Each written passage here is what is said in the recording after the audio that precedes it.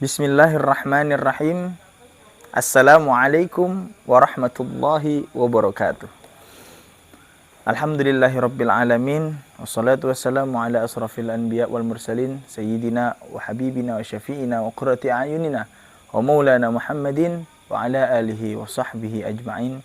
Farabbi shrah li sadri wa yassir li amri wa halul 'uqdatam min lisani yafqahu qawli, amma ba'd.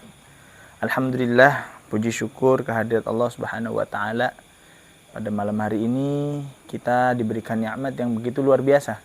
Daripada nikmat iman, nikmat Islam, nikmat sehat wal afiah, serta nikmat panjang umur yang sampai saat ini saya Al-Fakir masih berada duduk di tempat yang mulia ini.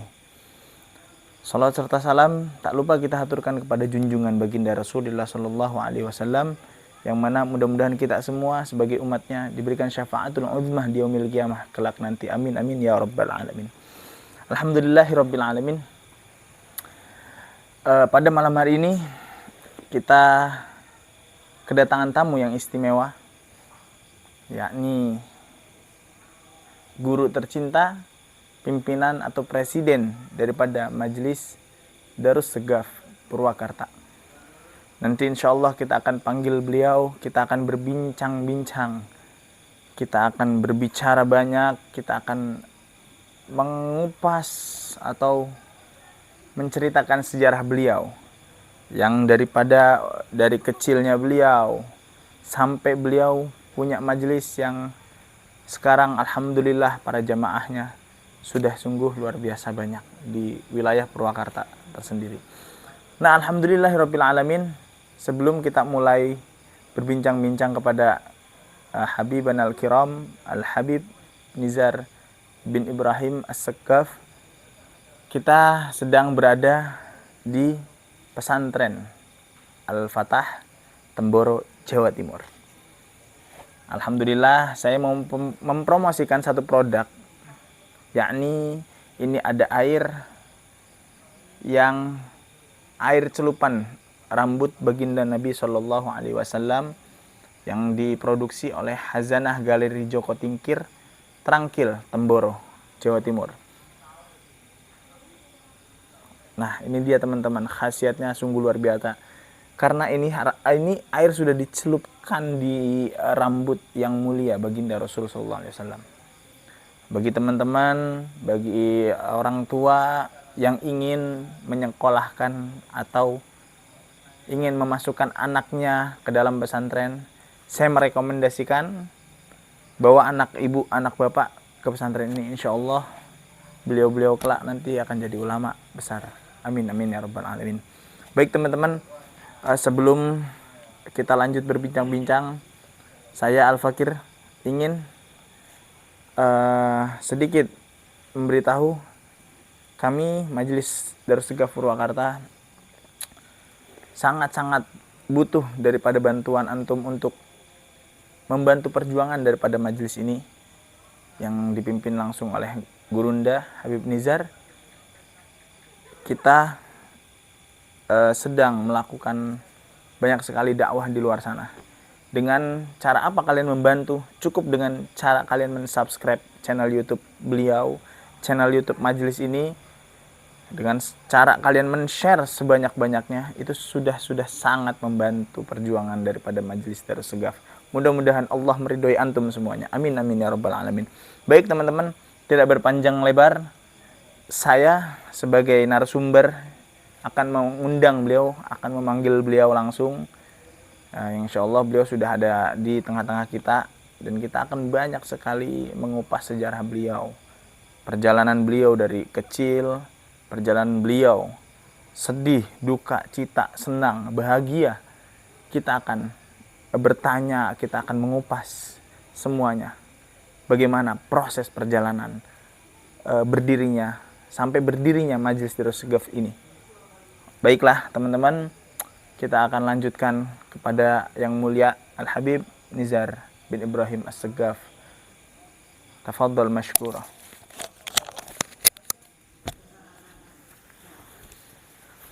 Assalamualaikum Habib. Warahmatullahi wabarakatuh. Bagaimana kabarnya hari ini? Alhamdulillah. Alhamdulillah sehat walafiat. Bisa dipegang Habibana. Ya, pegang ya. Buat apa ini? Itu buat suaranya biar lebih jelas. Oh, nggak dimakan. Oh, jangan. Ketelan di sini nyangkut bentuk nanti. Masyaallah. Iya. Gimana Habib, sehat ya? Sehat alhamdulillah. Sekarang kita posisinya ada di mana ini? Di subhanallah kita berkunjung ke pesantren Al-Fatah di Temboro. Al-Fatah di Temboro. Desa yang ya luar biasa. Pesantren yang luar biasa di mana di sini kita ya antusiasme taklim, antusiasme, kemudian kita juga melihat sekitar sini atau santri-santri wanitanya semua pakai cadar ya. Cadar ya, tertutup semua Ya, ya. subhanallah. Kita jarang mendapati ya perempuan, belum pernah sih saya. Belum pernah ya, berarti baru di sini ya. Ya. Ya alhamdulillah di sini juga jarang lihat gitu. Jarang lihat Perempuan yang pakai kerudung biasanya. Kerudung semuanya biasa. Jadi pakai cadar semua. Iya. Masya Allah, subhanallah ya. Ini kampung benar-benar benar kata beliau tadi yang beliau katakan. Ini kampung penuh keberkahan ya, bukan begitu ya Habib? Iya. Alhamdulillah ya. Kita tiba di sini kemarin ya Habib? Ya, kita kemarin dari ya jam apa ya? Malam Sabtu ya berangkat. Malam Sabtu Itu jam setengah 9 atau mau jam 9 nyampe jam alhamdulillah jam mau sampai jam 4. Mau jam 4-an ya kurang lebih. Alhamdulillah lancar semua. Alhamdulillah lancar ya. Semua tidak ada kendala. Alhamdulillah. Selamat, yang penting kita sampai sini selamat. Terus tadi kita ini pagi sudah melihat-lihat apa aja ya? Kita jam 4 kemudian kita sholat di masjid yang subhanallah. Sholat sunnah di masjid di pesantren Temboro. Ya satu softnya sebarisnya 350 jadi penuh. Penuh berarti ya. Subhanallah. Kalau jarang mendapati masjid yang sholat subuh satu saf 350-an lebih. 350-an lebih. Itu orang, teman-teman, bukan apa itu. Pokoknya itu orang banyak banget. Subhanallah ya. Iya, santri. Jarang. Coba di masjid lain sholat subuh sarare kabeh. Bukan begitu, Bib. Jadi luar biasa di sini, keberkahannya penuh banget asli. Nah, terus setelah kita melaksanakan sholat subuh berjamaah, apa itu tadi ada tausiah ya dari Gus Yusuf apa ya? Iya. Gus Yusuf. Iya. Oh, namanya sama kayak saya. Tapi bukan saya. Gus Yusuf apa ya? Gus Yusuf ya. Alhamdulillah. Anak yang punya pesantren. Kalau nggak salah itu. Putranya ya. Alhamdulillah kasih pencerahan nasihat. Ya, ada nasihat subhanallah. Ya. Subhanallah. Alhamdulillah. Jadi kita nggak sia-sia ya Habibana. Kita kesini tujuan bersilaturahmi, tapi banyak sekali manfaat yang kita dapatkan di pesantren Al-Fatah ini. Alhamdulillah. Dan tadi saya lihat juga Habibana siang naik unta ya. Iya. Masya Allah. Alhamdulillah oleh Ustadz Husain kita. Ya walaupun belum pernah melihat unta saya lagi di Saudi naik, alhamdulillah. Di sini bisa dapat keberkahan di Temboro, terus kemudian kita tadi ngelihat artefak peninggalan baginda Nabi, terus kemudian ya subhanallah kita ya bisa melihat rambutnya Rasulullah, bisa ini, kemudian kita juga alhamdulillah beri kesempatan mencium terompah baginda Nabi SAW secara langsung. Kemudian kita juga melihat, saya belum pernah, rambut Sayyidatuna Fatimah. Memang cuma perempuan sama Duriyah yang diperkenankan melihat rambut Sayyidatuna Fatimah. Yang ahwal atau yang orang biasa, bukan habaib, nggak boleh kecuali perempuan boleh. Kecuali perempuan boleh lihat ya. Karena Sayyidatuna Fatimah kan perempuan ya. Jadi kalau sesama perempuan boleh. Kalau yang laki-laki khusus Duriyah atau khusus habaib kan ya? Cucu-cucunya, anak cucu beliau. Subhanallah, tadi kita juga sudah sudah keliling dan juga kita sepanjang jalan lihat santri-santri putri dan ya subhanallah semua pakai cadar. Kehormatan mereka terjaga. Masya Allah. Ya subhanallah. Ya kita juga tadi kemana ya? siang Siang.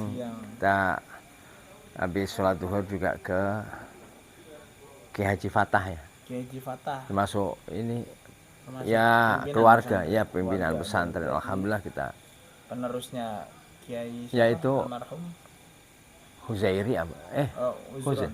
Huzron Kiai siapa? Uzron kalau nggak salah ya. Huzairon. Uzairon. Ya, Iya. Uzairon. Masya Allah, lupa ya. Alhamdulillah. Ya intinya alhamdulillah kita juga di sini berkat wasilah Ustadz Husain di Maracang.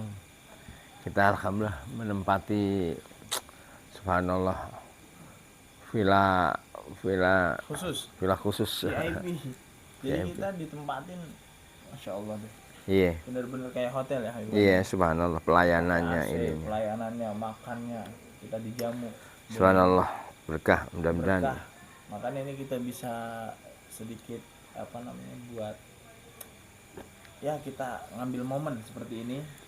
Jadi kita ngambil momen di pesantren ini. Kapan lagi kita kesini kan? Karena jauh ya Habib ya. Ya, jauh. Purwakarta, Jawa Timur, Jawa Timur. Jawa Barat, Jawa Tengah, baru ke Jawa Timur. Iya. Berarti kita baru perdana kesini nih Habib. Perdana. Ya, kita perdana Ya kesini subhanallah. sama Kita tim. kepengen kemarin kan pada kabar terus kemudian kita ngelihat di YouTube bagaimana Temboro. Kita sekarang alhamdulillah sampean langsung menginjak tanah Temboro, Jawa Timur.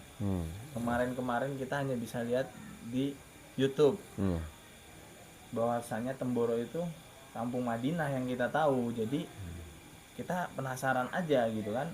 Begitu kita sampai sini sungguh luar biasa. Sampai di pasar-pasarnya ayo. Iya. Besar jarang. Di pasarnya bukan di lingkup pesantren teman-teman. Jadi di pasarnya itu tadi kita makan bakso ya. Tadi siang tadi kita makan siang di salah satu pasar di Desa Temboro. Itu tukang dagangnya ustadz. Bukan begitu Habib? Iya. Istrinya ustazah, Masya Allah. Pada pakai peci. Pedagang-pedagangnya nggak ada yang pakai celana kolor, nggak ada. Celana pendek. Semua pakai peci, pakai cadar, pakai kerudung tertutup, hanya mata yang kelihatan. Masya Allah ya. Baik teman-teman, itu tadi sudah kita jelaskan perjalanan kita, silaturahmi kita dari tadi pagi, dari tadi kita perjalanan malam dari Purwakarta berangkat pada Isya, kurang lebih sekitar pukul 9 ya Habibana ya. Pukul 9 malam sampai di sini kita pukul 4 subuh. Iya. Pukul 4 subuh kita sholat subuh, lalu kita pada sholat subuh kita mendengarkan tausiah daripada Gus Yusuf atau putra daripada pimpinan pesantren Al-Fatah. Setelah itu kita sarapan, lalu kita langsung itu ya Habib, langsung keliling kalau nggak salah ya. Kita langsung keliling. Udah zuhur kita pulang, sebelum zuhur kita pulang istirahat. Ba'da zuhur kita lanjut kembali silaturahmi ke pimpinan pondok pesantren Al-Fatah, yakni Kiai Fatah. Itu seperti itu teman-teman. Alhamdulillah semua perjalanan sudah kita lewati, dari mulai melihat kuda, unta, lalu ke museum atau artefak peninggalan sejarah Nabi SAW. Semua kita sudah datangi, kita sudah lihat langsung, tidak di YouTube lagi ya Habibana. Alhamdulillah teman-teman. Baik, itulah dia perjalanan kita di Temboro. Mudah-mudahan perjalanan kita selalu mendapat keberkahan dari Allah Subhanahu wa taala. Amin amin ya rabbal alamin. Baik teman-teman,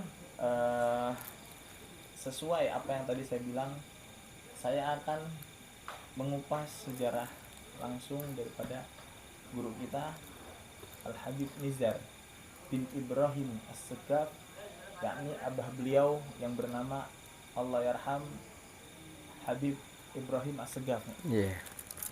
Mudah-mudahan kita doakan abah beliau yang sudah wafat, dan Allah ampuni dosa-dosanya, Allah jadikan kuburnya raudhah min riyadil jannah. Abah, kebetulan nih teman-teman, mohon maaf sebelumnya, karena di majlis biasanya kita manggilnya bukan Habib, tapi Abah Habib, gitu kan. Jadi lebih dikenal dekatnya Abah ya, gitu. Karena beliau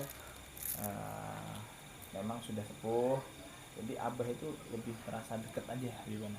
Enggak, itu ada ini Ada sejarahnya. juga. Oh, Masya Allah. Memang kita kan belum pernah tahu Taringgul. Saya pernah dibawa ke Ustadz Agus ke Taringgul, dan memang sudah kebiasaan di Taringgul habaib itu kadang-kadang kecilnya dipanggil abah. Kecilnya dipanggil abah. Walaupun masa Habib kecil itu di Taringgul itu panggil abah. Taringgul. Di Purwakarta ya? Taringgul iya. Di Taringgul. Ya abah ya, sampai sekarang nempel ya. Udah Ya, dipanggilnya abah terus. Jadi Iya. kelanjutan terus sampai sekarang ini. Nah, alhamdulillah. Gini Habibana, kalau dulu sebelum di Purwakarta itu lagi masa kecil abah di mana? Abah lahirnya atau abah kecilnya, terus pesantrennya, boleh diceritakan sedikit ya, dari mulai kecilnya abah? boleh bisa. Ya kita apa ya? Ya masing-masing seseorang itu oleh Allah Ta'ala ditakdirkan masing-masing. Oh ini abahnya ini, ibunya ini. Jadi anak tidak bisa memilih bagaimana Allah Ta'ala. Sebelum saya menceritakan ini, perlu yang semuanya harus digarisbawahi. Takdir yang diberikan Allah pasti terbaik bagi kita. Pasti terbaik bagi kita. Entah itu bapaknya siapa, ibunya siapa, dan kita lahir dari siapa. Pasti oleh Allah Ta'ala terbaik bagi kita. Terbaik bagi kita. Jadi itu yang harus difahami setiap anak-anak yang lahir. Karena seseorang akan udah ada garisnya. Udah ada garisnya. Garis perjalanan. Ada yang anak lahir punya miliaran, warisannya ada. Anak yang lahir orang tuanya punya banyak utang, banyak. Anak lahir dari ibunya biasa, anak lahir dari pejabat, anak ini. Ya itu semua sudah ditentukan oleh Allah Ta'ala. Nah, untuk abah dulu berarti lahir di mana? Jawa? Jawa, di apa ya? Dulu namanya Impres. Impres. Iya, Kalau saya nggak salah daerah Semarang itu ya? Semarang. Semarang ya. Berarti abah lahir di Semarang. Terus ketika hijrah di umur berapa ke Purwakarta ini, Bah? Saya sudah hijrah ke Purwakarta dari setelah saya SMA kemudian pesantren di Salatiga Al-Ittihad Kiai Ma'mun Ahmad dan Ma'mun Nawar. Beliau ya subhanallah. Saya cuma 3 tahun. Ya sampai akhirnya kerja di Bekasi 2 tahun. Akhirnya ya ada suatu hal sehingga Allah takdirkan kita di Purwakarta. Jadi beliau lahir di Impres Semarang, lalu sempat nyantri atau pesantren di Salatiga ya, Bah? Ya. Di Salatiga, lalu setelah berapa tahun, apa? 3 tahun ya Banyak. di pesantren. Iya. 3 tahun lalu pindah ke Bekasi, Kerja. di Bekasi. Iya. Di Bekasi berapa tahun itu, Abang? 2 tahun. 2 tahun. 2 tahun lebih lah, 2 tahun lebih. setengah. Itu berarti kerja di pabrik ya dulu? Parje Toyogiri. Oh, di Toyogiri. Iya. Oh, di Tambun ya? Ya, karena paman saya dari ibu saya, Pak Mbah Sutomo itu, Oh iya, kan dia punya, enggak, adik ibu saya. Oh, ada ibu. Ibu saya kan jadi pimpinan bengkelnya, jadi saya kerja di situ di bagian gudang. Alhamdulillah merasakan kerja shift, 3 shift, pagi sampai sore, sore sampai jam 11, jam 11 sampai pagi. Itu udah merasakan. Iya, alhamdulillah 2 tahun lebih di Toyogiri. Berarti abah pengalamannya luar biasa. Mungkin banyak yang belum bisa diceritakan karena mungkin ya itu sedikit privasi juga ya, Abah ya. Iya. Jadi nggak bisa diceritakan dengan kata-kata lah, ibaratnya seperti itu. Jadi kita bisa ambil daripada cerita beliau yang dari Semarang lalu ketika pesantren. Berarti pesantrennya itu umur berapa kira-kira, Bang? Saya ya setelah ini aja SMA, lulus SMA. Oh, berarti dari mulai Saya SD, dari SD, SMP di Semarang semua. SD, saya SD Kerapiak, kalau tidak salah Kerapiak 3. Oh, SD Ya Kerapiak di 3. Sri Katon lah di apa itu di Semarang. Kemudian saya SMP-nya di Bukan SMP. SMP di SMP 18 Semarang SMP di 18. Jerakah. Nah, terus kemudian setelah itu saya melanjutkan ke SMA 6 Semarang, SMA Negeri 6 Semarang. Dari Alhamdulillah. SD sampai SMA itu negeri. Ya negeri Oh, negeri semua. semua. Nih yang teman-teman yang alumni dulu seangkatan Abah. Nah, ini bisa kali aja masih lihat di YouTube ya kan, nanti Iya. bisa silaturahmi ke Darussegar Iya. Purwakarta buat teman-temannya Abah dulu yang seangkatan. Siapapun beliau bisa lihat di channel YouTube ini. Mudah-mudahan bisa bertemu ya, Mbak ya. Iya. Bisa menyambung kembali tali silaturahmi yang sudah putus. Apa yang sudah dijelaskan tadi sama Romo Yai yang tadi yang sudah putus bisa kita sambung ya, Bah. Kan begitu ya, Bah. Nah, alhamdulillah. Nah, lalu setelah SMA Abah lanjut pesantren di Salatiga. Iya. Berarti lulus. Oh, berarti hanya mondoknya saja. Iya. Mondoknya saja. Karena waktu itu kan kita kalau dulu itu siswa-siswa yang ada prestasi dapat PMDK, penerusan bakat dan minat. PMDK. PMDK itu. Jadi bukan masuk perguruan tinggi tapi tanpa tes. Oh, Nah, kita kebetulan dapat, cuma karena kondisi orang tua ya kita nggak melanjutkan gitu. tidak melanjutkan Lanjutkan akhirnya di pesantren di Salatiga. di Salatiga. Beliau Kiai Ma'mun Ahmad ini istrinya Mak Munawwarah ini keluarga Lirboyo. Oh, Pesantren Lirboyo. masih ada ini farm dari Lirboyo. Ya adiknya, istri keluarga Lirboyo. Keluarga Lirboyo. Kalau pernah tahu, kalau di bahasa ada yang menciptakan Pagar Nusa Gus Maksum. Nah, Mak Munawwarah ini kakaknya Gus Maksum. Ya, yang rambutnya. Oh iya. Nah itu. Pagar Nusa ya. Tapi saya belum pernah ketemu Gus Maksum. Subhanallah. Kita di pesantren, ya subhanallah mereka muhibbin. Pecinta juga. Makanya kalau teringat Kiai Ma'mun Ahmad, ketegasannya, keilmuannya, dan kebaikannya terutama kepada kita, luar biasa. ya luar biasa, nggak bisa digambarkan. Bisa digambarkan.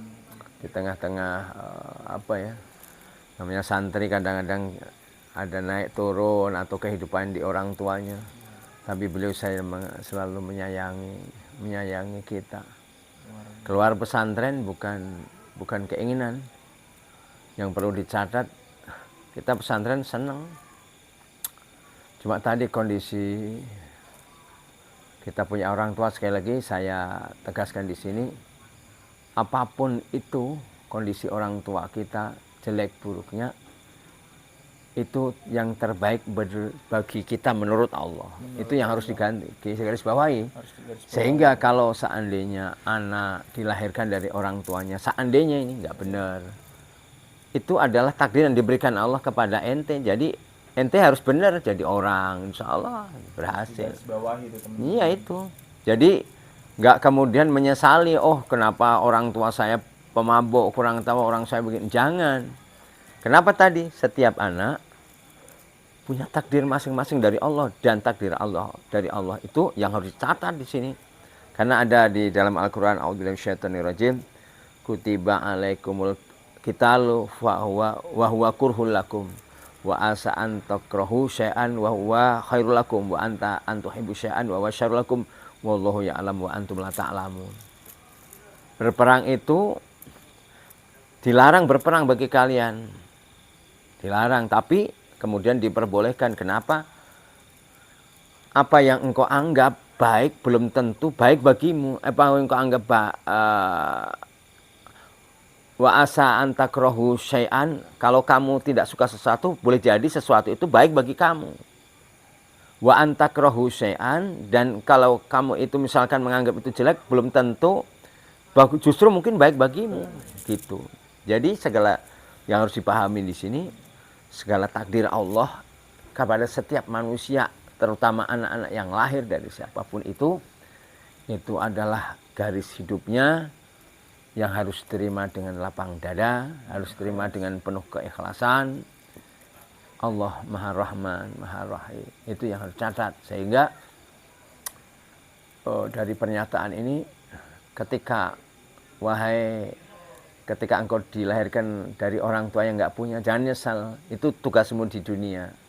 Kalau engkau kemudian dilahirkan sebagai anak orang kaya, engkau jangan gembira. Itu karena sudah ditakdirkan oleh kuasa. Karena semua ada tanggung jawabnya. Kalau kita seandainya gampangnya lah, kalau ente dikasih modal banyak, kemudian habis, maka ente akan dituntut. Kalau ente nggak kasih modal, kasihnya modal sedikit ya, nggak banyak tanggung jawab. Maksudnya begini, ya itu ya dari pembicaraan saya. Kenapa? Yaitu seseorang itu akan dipengaruhi nanti besarnya, sikapnya, bagaimana dia bertindak, terus bagaimana dia dewasanya, tergantung bagaimana hidupnya, backgroundnya ketika kecil, mempengaruhi pemikirannya, tindakannya. Kemudian ketika dia di SMP, ketika di ini, itu akan mempengaruhi pola pikir, tingkah laku. Kalau dia bergaulnya baik, ya akan ke bawah. Tapi seandainya dia bergaulnya sama orang-orang yang jelek, ya ikut akan ke bawah. Teman-temannya akan mempengaruhi. Karena ada gini hadis baginda Nabi begini. Al-maru ala dini khalili. Fal yang dur ahadukum mayu khalil. Seseorang itu akan bertindak, bersikap bagaimana kebiasaan temannya. Maka lihatlah dengan siapa dia bergaul, akan nggak beda jauh gitu, sama temannya yang iya. Ya. Jadi kita memang harus jaga-jaga diri. Jaga diri. Tergantung bagaimana buruk baiknya kita, tergantung pada diri kita, Bah. Iya. Iya. Jadi teman-teman juga ini sungguh luar biasa ilmu yang diberikan oleh beliau. Mungkin insya Allah bisa kita amalkan di rumah. Jadi buat teman-teman jangan pernah berkecil hati ketika mempunyai orang tua, yang mana orang tua kita atau orang tua siapapun yang, mohon maaf, orang tuanya mungkin buruk kelakuan atau bagaimanapun beliau, mereka tetap orang tua kita. Itu udah takdir Allah yang sudah ditentukan ya. Iya. Jangan pernah berkecil hati karena memang Allah menakdirkan seperti itu, ada maksud dan tujuan. Karena Allah Maha tahu segala-gala apa yang Allah ciptakan gitu. Jadi teman-teman, itulah pesan dari beliau mengenai tadi orang tua. Lalu sebagai anak kita nggak bisa menyalahkan orang tua juga ya. Sebagai anak kita juga harus introspeksi, kita harus membenahi diri. Kita ingin baik, orang tua kita buruk, harusnya kita menjadi yang lebih baik, lebih dari orang tua kita. Jangan sampai ngikutin alur mereka tetap kita hormati. Nggak ada yang kepingin orang tua pengen anaknya jadi kayak orang tuanya, pengennya lebih seperti orang tuanya. Contoh, orang tuanya nggak bisa ngaji, anaknya minimal bisa ngaji ya, Bah. Ketika dimana anak saya harus bisa ngaji, contohnya seperti itu, nggak beda jauh dari apa yang beliau sampaikan tadi. Baik teman-teman, alhamdulillah sedikit ilmu yang beliau sampaikan, mudah-mudahan bermanfaat untuk kita. Nah, kita mau lanjut bertanya ini, Abah, berarti pesantren 3 tahun ya, Bah? Iya. Itu wafatnya abahnya, jadi ayahnya beliau itu di usia Abah berapa tahun? Saya ketika itu sudah di Purwakarta, sudah punya anak 3. Udah 3. Tahun 2004 abah saya Ibrahim. Abah Ibrahim bin Muhammad Assegaf meninggal tahun 2004. Saya sudah di berarti 2004 silam ayah Abah meninggal. Iya. Wafat ya kan. Berarti tapi ibu masih ya, Bah? Atau sudah? Ibu masih ada. Sampai sekarang? Masih ada. Ibu saya sekarang usia berapa kalau Umi, Bah? Udah sekarang nggak ada. Oh, sekarang udah nggak ada. Waktu itu kalau nggak salah 2016 apa ya? Oh, belum terlalu lama ya. Belum terlalu lama. Ibu saya orang luar biasa. Wanita desa tapi luar biasa. Ya sebagai sekedar catatan saja. Catatan kepada saya, kepada Yusuf, pada siapapun. Orang tua itu keramat. Maka kalau kamu kepengen sukses dunia akhirat, udah senangkan keramat di rumah. Jangan pernah menyakitinya, walaupun itu sulit, tapi minimal kita sudah menjaga. Dan saya katakan di tempat ini, di ya Nizar yang bodoh bisa begini, salah satunya dari berkah ibunya. Berkah ibunya, bukan pinter, bukan. Berkah Ya karena ibunya. karena ibu. Karena waktu kita pesantren, kenapa kok pesantren keluar? Nah itu kan harus dipertanyaan, apakah saya bosan? Enggak. Tahdis bin Ahmad, kalau kita ini tipikal karena anaknya orang yang nggak punya, ya di mana-mana selalu kepengen menyenangin orang tua. Contoh ini saja. Kalau di SD itu keahlian saya waktu di SD, keahlian saya IPA. IPA. Iya, IPA, ilmu pengetahuan alam. Ya, istilahnya keahlian itu jago gitu. Soalnya bukan jago itu karena apa? Bukan tadi, karena kita sering membaca gitu. Istilahnya kalau persiapan gitu. Makanya di waktu SD ya pernah ikutan lomba walaupun kalah. Nah, itu waktu di SD. Mungkin untuk pengalaman juga ya, Pak. Iya. Untuk pengalaman berani ya. Iya. Latih mental juga. Dan SMA, SMP. Ya karena tadi setiap orang harus baik. Setiap anak harus bisa menyenangkan orang tuanya, harus baik. Terlepas orang tuanya tadi, sekali lagi, bagaimanapun orang tua kalian itu bukan urusan kalian. Tapi urusan seorang anak bagaimana menjadi anak yang terbaik. Untuk orang tuanya. Yang terbaik ya di sekolahnya, ataupun dari segi apapun lah. Di segi apapun. Yang penting hati orang tua bahagia melihat anaknya itu jadi anak yang cerdas, anak yang soleh. Itu segitu udah bangga orang tua. Walaupun anak belum bisa memberikan sesuatu, tapi ketika melihat anaknya cerdas, pintar gitu, soleh, apalagi ilmu agamanya bagus, orang tua udah senang. Luar biasa. Ya waktu ya itu tadi pesan saya kepada yang generasi, jadilah generasi yang benar. Kita waktu SMP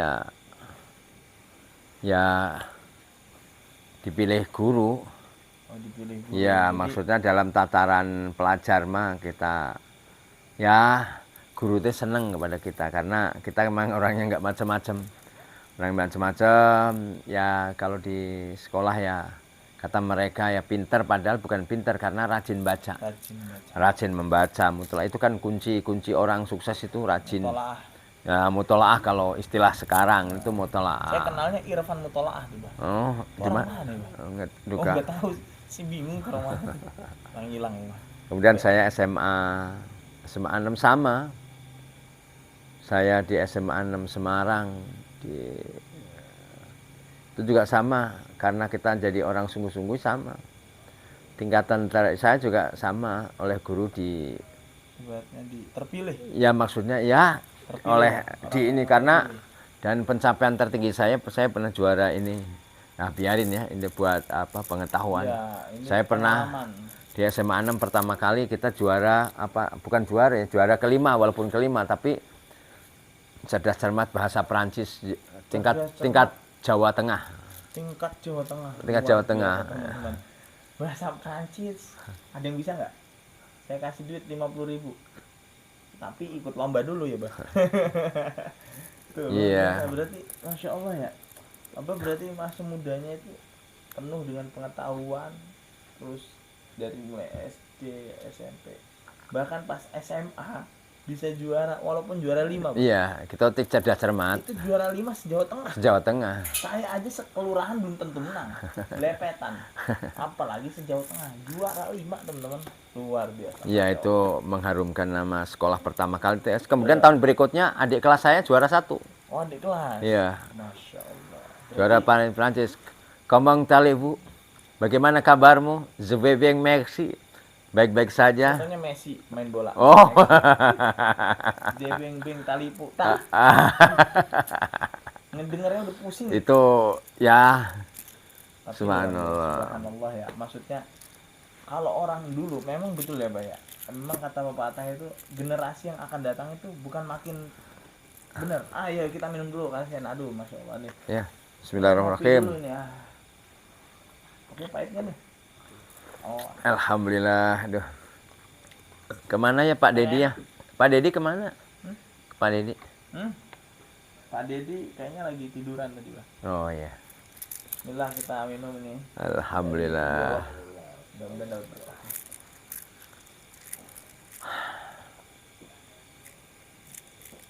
Ya intinya saya sarankan kepada yang hari ini berwawancara ini jadi anak tadi, jangan pernah melihat orang tuanya A, B, C atau gimana, tapi jadilah anak yang terbaik, jadilah anak yang menggembirakan, mau di sekolah, mau di lingkungan, yang bisa menjaga nama orang tuanya. Walaupun orang tuanya, mohon maaf, seandainya orang tuanya jelek pun, engkau akan dikenal, istilahnya orang-orang akan sayang kepada kalian kalau kalian itu jadi orang baik. Minimal kalau kalian tidak bisa membanggakan orang tua, inti seenggaknya jangan menyusahkan, betul. Iya. Jangan pernah membuat air mata berceceran di sini saja. Sedikit air mata keluar dari mata ibu kalian atau orang ayah kalian, itu ya Allah, minimal jangan menyusahkan, Ibu ya. Nggak bisa nyenengin, minimal jangan menyusahkan. Nggak bisa bikin bangga orang tua, minimal jaga nama baik keluarga. Seperti itu ya, Pak. Luar biasa, Masya Allah. Berarti ya Abah ini sebenarnya orang cerdas. Saya aja diajak baca Perancis kagak ngerti. Bang Jodoh yang ngerti, saya nggak ngerti. Coba kameramen yang lain di luar, nggak ada yang ngerti. Kecuali sama orang Perancis baru paham ya, Bah ya. Saya kayak udah lupa. lupa. Itu yang keinget. Tapi ya, emang masa mudanya Abah ceritanya banyak juga. Iya. Maksudnya seru gitu kayaknya. Kalau menggali masa kecil saya lagi, indah. Ya indah, ada yang menguras air mata, ada yang indah, tapi secara permain saya ingat itu tidak ada mainan anak-anak yang kelewat di saya. Mulai dari kalau ini ya ketika di Semarang kita ini pernah main batu nggak? Batu terus kemudian di pernah, kaki. Tapi nimpukin warung orang depan. Itu mah. Oh bukan ya? Bukan, ini permainan. Permainan itu batu itu namanya gaprak. Nah itu kita waktu kecil gitu. Jadi batu yang besar ditaruh terus kemudian kita jalan sambil satu kaki langsung kemudian dikenakan batu lain. Namanya gaprak. Gaprak, ada namanya bentik. Tahu nggak bentik? Taunya betik, Pak. Iwak ya. betik. Oh iya. Itu ikan itu ya. Iya. Salah berarti, Pak. Kalau gaprak yang saya tahu sekarang di zaman sekarang gaprak tuh ayam, Pak. Apa? Geprek itu. Oh, geprek. Wah, ya Allah, salah meneh aku lah. Berarti zaman dulu doang yang ada gaprak. Berarti ayam geprek dari dulu udah ada, cuman beda nama. Gaprak. Iya. Tapi luar biasa. Lalu gimana tuh, Bang? Masa kecil sampai sekarang masih diingat? Oh, subhanallah, masa kecil yang indah. Kita dari kecil itu saya inget deh. Saya mainnya di musola.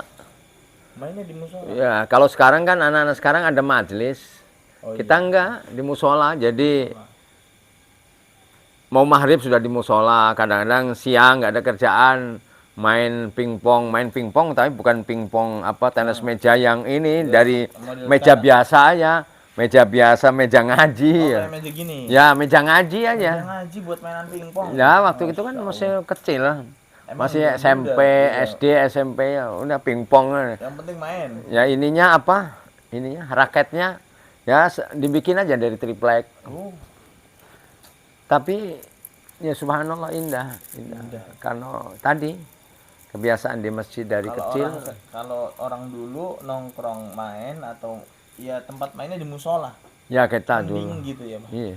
Orang sekarang yang saya tahu dari mulai mungkin masih SD kelas 1 ya Bang, itu bukan nongkrong di musola Bang, yang saya tahu sekarang.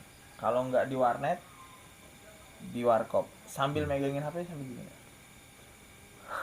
Yang setahu saya, ya Allah, beda banget zaman dulu, zaman masa Abah waktu kecil sama zamannya sekarang. Jauh banget.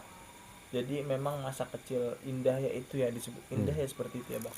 Bisa merasakan gimana rasanya jadi anak kecil yang sesungguhnya, yang hanya pikirannya bermain gitu.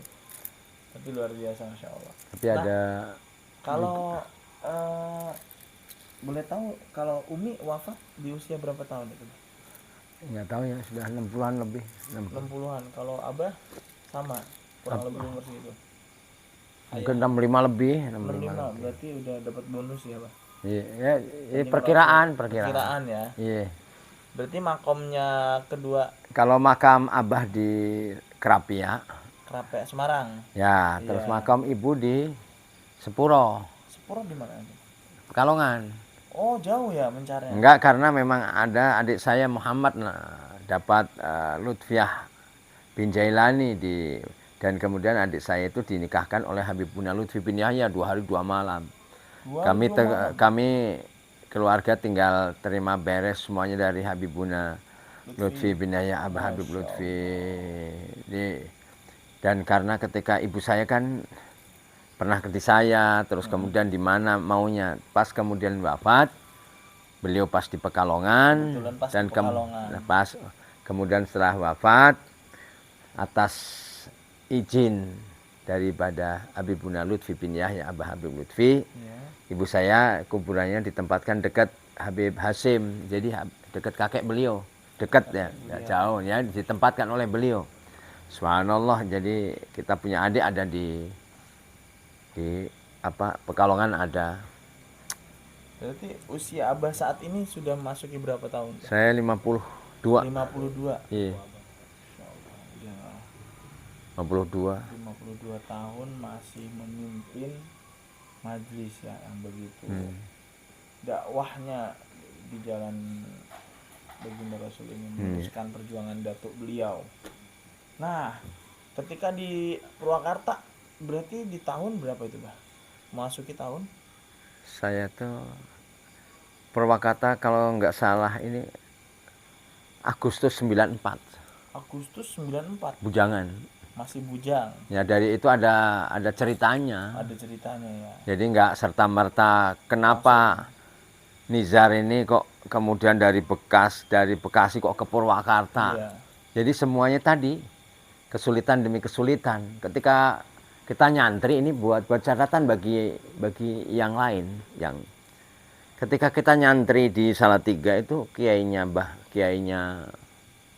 Kiai Makmun Ahmad baik, baik, sayang sama saya. Bahkan saya pernah menjadi tukang ngobatin di pesantren pernah. Tukang obat. Beberapa. Kalau ini dulu mah tabib. Ya nggak tahu. Pokoknya tukang obat. Itu kalau boleh cerita dulu gitu kita. Jadi Sebabnya gini, dulu waktu kita nyantri di Salatiga, kebetulan ada teman yang sudah sakit lama nggak sembuh. oh, udah sakit lama nggak sembuh-sembuh. Terus kemudian saya sama teman saya ngajak, saya mau kepengen ngunjungin gitu. Ngunjungi, ya. Tak taunya kemudian setelah ngunjungi sakit gitu. Terus kemudian saya mengatakan gini, "Ma, ada kopi nggak?" Saya gitu. Nah, kemudian ayo itu nggak tahu, saya lupa saya bacain apa, Bismillahirrahmanirrahim apa gitu. Nggak lama orang anak itu sembuh. Makanya di pesantren langsung, iya. Kalau sekarang viral sebenarnya. Viral. Aku mengerti viral tuh. Sampai saya akhirnya takut, kenapa yang ke pesantren yang mau berobat ke saya bukan cuma ada yang kena digigit ular ke saya. Jadi kan kita nggak tahu, nggak ada pengetahuan. Terus ada lagi yang lebih lagi orang kena istilahnya stres atau kena guna-guna disantet lah. Ya nggak tahu lah. Saya yang disuruh, jadi bingung kan kita. Tapi ya sampai akhirnya puncaknya pernah Kiai Makmun Ahmad kiai ini disuruh istilahnya diminta tolong nyembuhin siapa gitu, jamaahnya di mana. Dan beliau meminta saya yang nyembuhin. Saya jadi bingung. Wah, ini Sampai udah masuk ini nih. iya, Tapi itu sungguh masya Allah ya, apa namanya, memang udah qadarullah ya, emang udah Allah takdirkan seperti itu ya, Bay. iya, Jadi kiai aja dimintain tolong, berarti kiai sempat dimintain tolong, iya. lalu dioper ke Abah. Ya, sampai saya bingung. Harusnya oper-operan. Saya kan dipanggil kiai. Harusnya oper-operan gua. Ye, Enggak ya. kan kalau saya dipanggil kiai saya kan Sayyid Ye.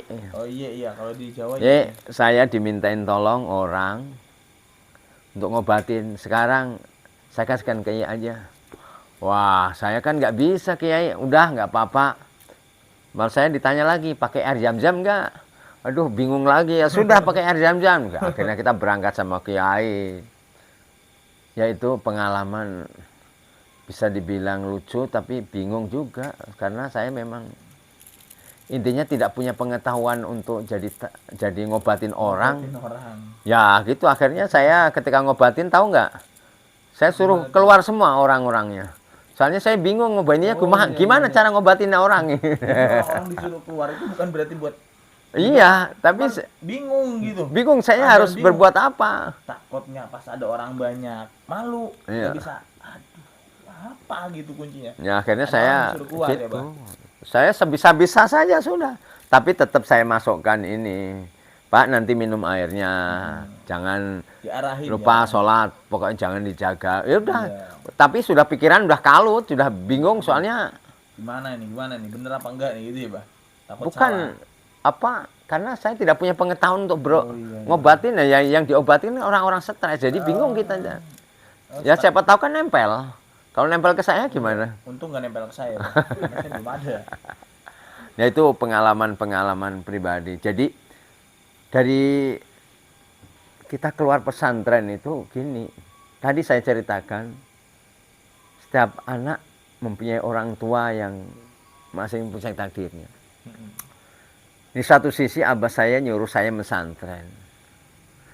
Tapi di satu sisi ibu saya, Mak Sumini itu kalau saya pulang pesantren suruh kerja. Oh gitu. Jadi Iya. pas Abah itu kalau almarhum abahnya, Iya, ayahnya Abah nyuruh. nyuruh mondok. Iya, Kalau Umi nyuruh nyuruh kerja. kerja. Iya. Keluar dari pondok nyuruh kerja. Enggak, bukan belum keluar. Oh, belum mondok. Pokoknya suruh keluar aja. Oh, suruh keluar dari pondok, suruhnya kerja. Suruh Jadi kerja. bingung. Bingung, akhirnya di tengah bimbangan saya milih ibu saya. Akhirnya Karena yang ngalamin, yang tahu kenapa ibu saya nyuruh saya kerja, saya tahu alasannya. oh iya, iya. Ya mungkin karena kadang-kadang ya ini bukan, tapi sekali lagi saya bersyukur saya punya Abah Ibrahim bin Muhammad As-Segaf, walaupun bagaimanapun apapun itu, karena saya mempunyai ayah seperti beliau sehingga saya bisa ke Purwakarta. Masya Allah. Nah itu yang harus dicatat itu. Sampai saya akhirnya memilih ibu saya dengan berlinang air mata. Kenapa? Di satu sisi saya masih betah pesantren sampai kiainya. Aduh, saya disayang kiai. Ente tahu nggak? Anak kiainya mah cantik-cantik loh. Aduh, bagian cerita ke saya lu, Bah. Aduh, itu kan dulu, sekarang kayaknya udah tua, Bah. Kan masa, Iya, dulu masanya Abah. sampai saya sudah ini. Kalau saya pinter mungkin saya mau minta anak satunya, yang satu lah. Boleh disampaikan sekarang, Mas? Tapi sudah ini. Oh, sudah ya. Udah tuh, sekarang udah Sekarang alam. mah udah kulitnya udah ini kali, Bah. Akhirnya di tengah kebimbangan saya memilih kerja. Nah langsung saya menangis karena saya di pesantren mah jangan salah 3 tahun saya juara 1 terus. Ya tadi karena anaknya orang miskin, nggak sekolah nggak pinter, ngaji nggak pinter lah, orang tuanya sekolahin ke susah. Nah itu saya juara 1 terus, untung itu. Tapi itu kelebihan yang Allah kasih, Bah. Iya. Ya itu Keadaan kita ya. siapapun bisa sebenarnya. Cuma masalahnya mau apa enggak. Sungguh-sungguh apa enggak? Sungguh-sungguh apa tidak. Kan memang benar kata, kalau manjada wajada ya. Iya. Siapa yang bersungguh-sungguh itu pasti akan mendapatkan sesuatu yang dia mau gitu. Contohnya beliau ini baca buku. Kalau orang bilang mah kutu buku Iya, ya. saya kutu Kutu buku. buku. Benar, bukan kutu ada di buku. Kita Yang tuh prinsipnya gini, kalau besok mau belajar apa, saya belajar sekarang. Sehingga ketika guru nerangin saya sudah Udah hafal. enggak ya bisa hafal, bisa udah paham. udah paham gitu. Iya, Apa udah. yang dijelasin guru udah masuk ke otak kita. Iya. Jadi cepet nalarnya. Kalau di SMP kita kan pernah juara 3 dari 250 orang. Bukan 50 orang, sekarang mah ranking itu satu kelas. Kalau dulu saya Satu orang. waktu SMP satu sekolahan kan kelas 1 ada 1 A, B, C, D, Oh, E, iya. F, G. Nah, kita pernah juara 3 Juara 3. dari 250 orang. Itu sebenarnya bukan pintar, cuma karena belajar. Sungguh-sungguh. Sungguh-sungguh. Intinya kunci daripada ingin sukses itu sungguh-sungguh. Kalau mau sukses kuncinya disungguh-sungguh ya. Iya. Mungkin boleh kasih pesan untuk anak-anak muda sekarang, Bah ya. Sedikit pesan buat anak-anak muda sekarang yang sekarang dominannya lebih main game online. Terus dominannya lebih banyak sekali hal-hal negatif yang mereka lakukan di luar sana. Boleh kasih pesan untuk anak-anak muda di luar sana, Bah, agar mereka lebih cerdas berpikir, lebih positif untuk kedepannya, untuk membahagiakan orang tuanya juga, dan tidak bikin malu keluarga. Seperti apa, Bah, pesan Abah untuk anak-anak muda sekarang? Pesan saya gini aja, setiap zaman pasti ada, setiap generasi pasti ada zamannya. Pasti ada zaman. Nah, apalagi kalau kita kan zaman dulu nggak ada HP, nggak ada. Tapi sama aja kalau males ya nggak jadi orang. Jadi orang. Iya, kalau sekarang itu ya nasihat saya kepada semuanya, anak-anak terutama, jangan sia-siakan masa mudamu.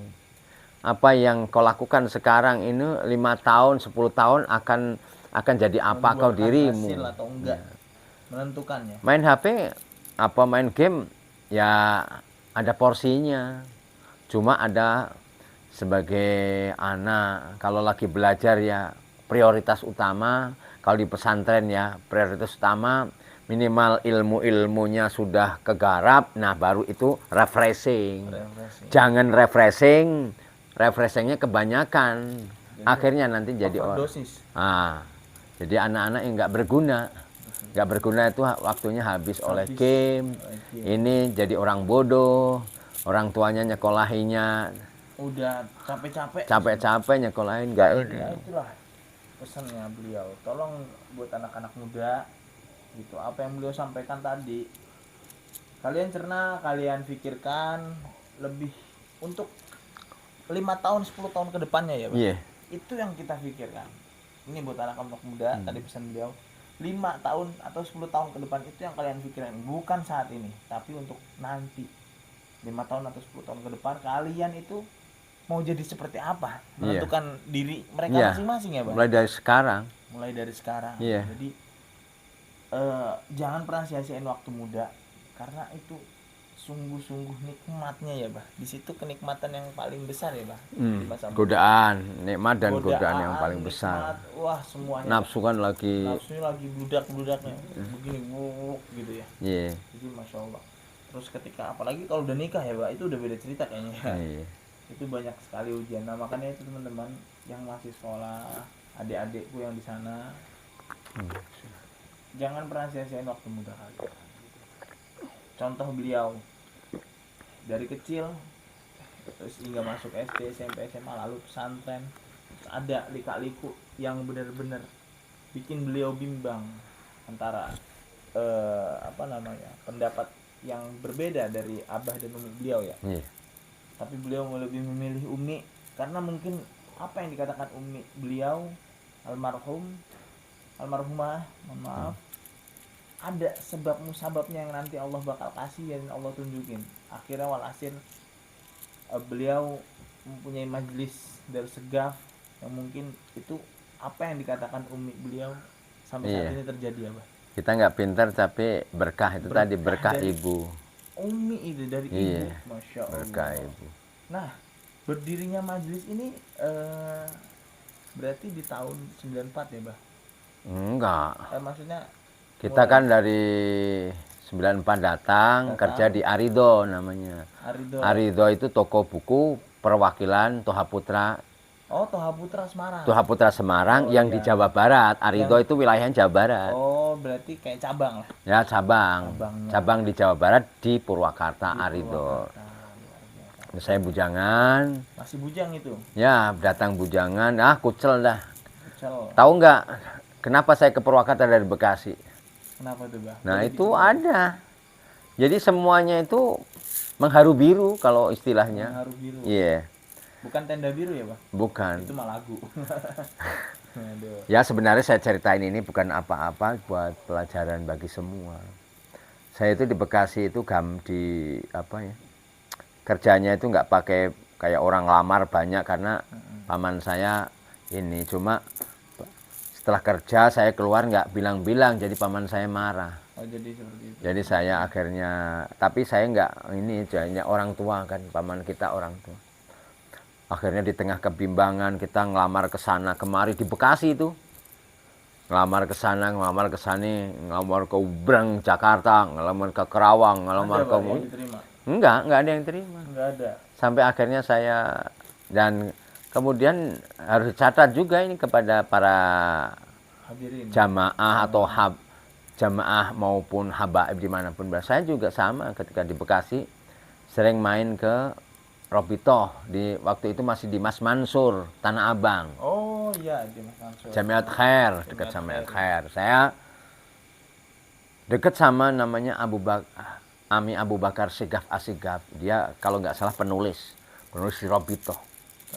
Saya kenal beliau lama. Bahkan saya mau, karena dulu waktu di Bekasi saya pernah selain kerja pernah kursus komputer. Oh, pernah khusus komputer. Pengalaman saya aja, Pi. Belum pernah ya?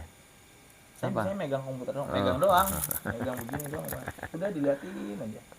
Tapi nggak bisa ngetik. Nah, setelah itu saya mau dimasukkan, tapi ya tadi takdir. Akhirnya bukan saya yang masuk, tapi orang lain. Terus kemudian saya, udah sampai capek. Oh, udah keliling ya. Udah capek, udah sampai habis deh lamaran lah gitu. Lamaran, energi habis sudah. Energi habis, terus bekal juga mungkin udah tipis ya, Pak ya. Ya nggak punya bekal, memang kerja dari mana? Ya memang dikasih paman saya. Jadi memang masa muda itu ada saatnya kita bandel ya, Pak. Iya. Ada masa bandel, tapi bandelnya nggak kelewatan batas. Mungkin dulu Abah pergi tanpa pamit, mungkin ada sesuatu yang ingin beliau kerjakan mungkin atau apa, kita nggak tahu. Alam iya. Nah itu perjalanan Abah ketika di Bekasi sampai ketemu sama Ami Abu Bakar. Iya, ya saya kan di situ.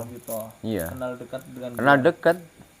Tapi sempat tinggal di Mas Mansur Tanah Abang itu? Enggak, itu kan kantor Robito. Robito. Saya tetap tinggal dengan paman saya. Oh, tetap walaupun marahan gitu ya dengan. Iya, tapi tetap saya kan anak masjid. Anak masjid. Jadi. Saya punya teman namanya Ustadz Mawi gitu. Ustadz Mawi. Saya mah aktivis masjid, walaupun di Bekasi saya aktivis masjid. Jadi pelajaran bagi semua anak-anak, aktivismu di masjid itu bagaimana ketika engkau masih muda itu sering aktif ke masjid, ke majelis taklim, itu nanti sampai tua akan napel, akan terus terbawa. Jadi giroh itu engkau tidak akan meninggalkan masjid. Nah itu perlunya ini yang pelajaran ini gitu. Luar biasa. Jadi mudanya ini di masjid terus. Iya. Saya pernah jadi ini. Marbot. Enggak marbot mah, muadzin. Oh, muadzin. Muadzin. Langsung tingkat dewa. Saya juga ngajar dulu kan waktu di Bekasi kan ilmu dari Salatiga masih ngajar anak-anak di Bekasi Sapina. Masih ada. Fikih ya. Iya, fikih, terus ngajar apa jadi dasar ya. Iya. Anak-anak gitu. Yang diajar gede-gede. Oh, gede-gede dulu. Iya, ya ada yang SMA, SMP. Itu udah masuk ke masa balik juga ya yang diajar. Tapi luar biasa ya Allah. Sampai akhirnya kita udah putus asa. Kalau saya ingat itu, ini bukan cerita bohong tapi memang nyatanya sama yang dijalankan oleh Abah langsung. Sampai Habib Abu Bakar itu di tengah saat itu saya ingat itu, kalau nggak salah siang hari saya dengan udah capek, udah putus asa, kayak orang putus asa sudah nyari kerjaan susah ini. Lalu saya bilang sama Ami Abu Bakar Sekaf Asikaf itu Habib, Ami, saya kayaknya harus pulang ke Semarang. Di tengah kayak kesedih karena kan ya bagaimana nggak sedih 4 bulan 5 bulan ngelamar ke sana kemari nggak ini wah capek. Hasil langsung Abah pamit. Ya mau pamit sebenarnya, mau istilahnya minta izin pamit Pak. Saya ngomong begini, memang kayak seperti dongeng kayak enggak ini, tapi ini nyata. Saya ngomong ke beliau, Ami, kalau nggak dapat kayaknya saya mau pulang saja ke Semarang di tengah kesedihan. Subhanallah, itu Allah Ta'ala, padahal beliau itu kenal saya lama. Tapi begitu saya sudah ngomong begitu, beliau teringat. Nizar, sebentar. Saya punya teman namanya Muhammad yang punya Toha Putra di Jakarta. Ya, Toha Putra di Jakarta, anaknya Toha Putra itu didirikan oleh Habib Toha Al-Munawar. Oh, Al-Munawar. Al-Munawar. Terus akhirnya ya sudah berkembang. Akhirnya ya anaknya Jakarta, salah satu itu temannya beliau. Kemudian kata Ami Abu Bakar begini, Nizar sebentar, saya punya teman. Ini kalau ente seandainya takdir ente harus kerja, ya ini dari anak teman ini. Terus kemudian dia telepon ya Abu Bakar. Assalamualaikum Muhammad, Bakhair. Sudah. Bla bla bla begitu. Ini ada saya dari Semarang ini mau kerja. Di ente ada enggak? Lalu kata Habib Muhammad, wah enggak ada. Cuma enggak tahu. Kayaknya di Purwakarta membutuhkan. Oh, seperti itu. Nah, jadi, awal mulanya Abah Purwakarta. Iya, saya mah dari SMP SMA nggak pernah tahu Purwakarta itu di mana, apa di Belanda apa di mana nggak tahu. Jauh banget sampai Belanda tuh ya. Iya. Nah, lalu gimana tuh, Bang? Karena belum pernah istilahnya misalkan ke SMP ada Purwakarta nggak yang kita tahu Purwokerto. Purwokerto doang, Jawa gitu. Nah, akhirnya gini, ini kayak bodor tapi kayak main-main cuma nyata. Akhirnya begini, udah tutup dulu. Nanti saya tanyakan Purwakarta. Terus kemudian teleponnya ditutup. Terus Ami Abu Bakar ngomong begini sama saya. Nizar, kalau telepon ini berdering, ente berarti rezeki ente. Ini beneran. Ami Abu Bakar. Iya. Kalau telepon ente nggak berdering, wayahna. Pokoknya ente pulang ke Semarang. Subhanallah, telepon itu nggak lama berdering. Assalamualaikum.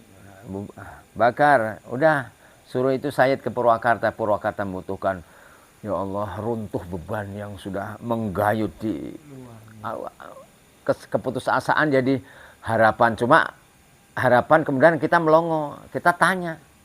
Ini saya sudah lulusan SMA ini. Kami Purwakarta mana ya? Oh, iya. Saya nanya. Oh, iya. Soalnya saya SMP, SMA belum pernah itu ada Purwakarta. Saya tadi mungkin di Belanda bisa. Luar biasa. Lalu gimana itu? Lalu kata Ami Abu Bakar, udah ente besok dari Bekasi naik dari terminal, naik Prima Jasa, nanti turun oleh Prima Jasa jurusan Bekasi Bandung, nanti turun suruh kondektornya nurunin di pasar Jumat, ini cari toko Arido. Oh, dulu Jakarta Bandung ya, Pak? Bekasi Bandung. Prima Jasa. Ya masih sekarang masih ada. Dulu lewatin pasar Jumat ya kalau dulu ya. Ya enggak sama. Masih. Oh, enggak tahu kalau iya. Tapi kalau sekarang kan lewat Cigania. Keluar Cigania nanti gitu lagi. Akhirnya ya Allah. Naik bis ke Purwakarta itu. Nah, itu kan posisi Abah enggak ada bekal apa dari Habib Abu Bakar, apakah ya nggak tahu pokoknya dari ami saya, walaupun dari paman saya, walaupun ada beliau tetap sayang ya, artinya dibekelin untuk ke sana. Akhirnya saya dengan udah kusut yang tadinya kusut, harapan udah mau sirna, udah capek berbulan-bulan mencari kerja, beliau nggak dapat walhasil Allah buka rezeki secara tiba-tiba dan tak terduga-duga, yang nggak disangka-sangka maupun yang disangka-sangka. Yang kita nggak sangka-sangka itu ya kayak beginilah. Allahu Akbar. Tapi luar biasa ya bah, maksudnya perjuangan tidak akan mengkhianati hasil, itu benar ya. Sampai akhirnya abang dapat kerja jaga Setahun di situ, di toko apa pak namanya, toko Arido. toko Arido. Setahun di langsung Purwakarta. saya nikah. Gak lama-lama. Gitu caranya. Supaya apa? Satu, menjaga pandangan supaya punya orang tua. Iya. Jadi orang tua kita kan jauh. Minimal Pulang ada. istri kita kan punya, kalau Punya dekat mertua. ya. Jadi ada tempat buat berteduh bahasanya. Ya, contohnya kayak seperti saya juga seperti itu bah. Saya juga kan kebetulan orang tuanya nggak jauh lah, kan nggak ada jauh gitu. Jadi tempat saya bertampung ya di istri gitu. Alhamdulillah. Nah lalu kemudian sebelum kita lanjutkan berbincang, mungkin kita iklan dulu ya, istirahat dulu sebentar, nanti kita lanjut lagi ya bah ya. Siap. Nanti masih banyak ceritanya, jangan kemana-mana, tetap stay ya di sini, karena abah ini mau cerita dari kecilnya sampai berdirinya Majelis Darus Segaf Purwakarta yang kokoh sampai saat ini berdiri, majelisnya sudah besar alhamdulillah, yang sudah dikenal para jamaah yang di Purwakarta mungkin hampir seluruhnya juga ya bah, kurang lebih berapa puluh persen bah di Purwakarta? Enggak, kalau kita kan dikenal majelis udah 12 tahun syiar. 12 tahun syiar. Ya ada dari mulai awal sampai semuanya ada 65, cuma sekarang yang aktif ada 24 tempat nih. 24 tempat dalam 1 bulan. Iya. Luar biasa, masya Allah. Berarti perjuangan dakwah beliau kita nggak ragukan lagi. Nggak ada yang bisa ya kayak gini. Maksudnya kita aja mungkin ngeluh gitu. Kita aja timbang ngaji doang ya sebentar ya habis maghrib bisa ngeluh. Ini beliau yang kesana kemari. Saya juga pernah dengar langsung dari murid beliau gitu. Habis acara di sini betul ya, Pak ya? Nanti habis maghrib acara di sini, ntar pindah lagi sisanya ke sini. Ntar pindah lagi ke sini. Pusing kepala saya itu. Kalau kita sendiri mungkin kalau ngelakuin, kalau bukan karena cinta ya kepada Datuk ya, mungkin nggak akan seperti ini. Masya Allah. Baik teman-teman, jangan lupa yang tadi saya udah sampaikan di awal video, kalau kalian ingin membantu perjuangan majelis ini, cukup dengan kalian subscribe, terus kalian like, kalian komen dan share sebanyak-banyaknya video ini. Insya Allah bermanfaat untuk orang lain di luar sana. Dari cerita yang beliau sampaikan tadi, lalu banyak kisah-kisah yang menginspirasi kita semua, terkhusus anak-anak muda ya bah. Terkhusus anak-anak muda yang ingin seperti beliau mudanya ya, tapi bukan wajahnya ya bah, maksudnya perjalanannya biar indah, biar nantinya indah. Oke teman-teman, baik, jangan kemana-mana, tetap stay dan jaga kesehatan, jangan lupa yang belum nikah cepet nikah. Amin ya rabbal alamin. Oke teman-teman, kita lanjut ngopi dulu sebentar, break dulu ya. Baik, assalamualaikum warahmatullahi wabarakatuh.